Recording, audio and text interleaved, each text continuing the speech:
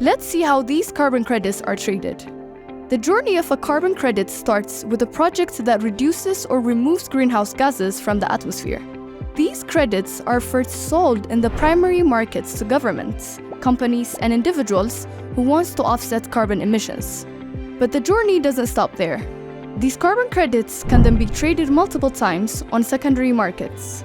Here, intermediaries facilitate transactions between buyers and sellers, ensuring that the credit finds their way to where they are needed most. Finally, a carbon credit is retired when a buyer uses it to officially offset its emission and meet its climate goals.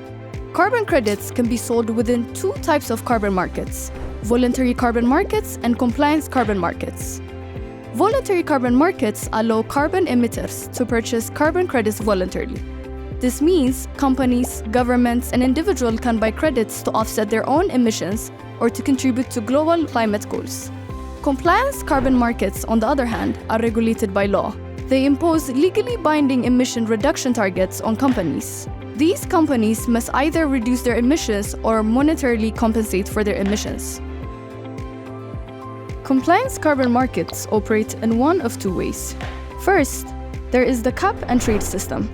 In this system, a limit or a cap is placed on the total emissions allowed to be emitted within a jurisdiction over a certain period. Allowances are then distributed to companies. Companies that emit less than their allowances can sell their extra allowances to companies that exceed their limits. This creates a financial incentive for companies to reduce their emissions. Second, there is the baseline and credit system. Here, each company has a specific emissions reduction target. Companies that reduce their emissions faster than the target can earn credits. These credits can then be sold to companies that are struggling to meet their reduction obligations.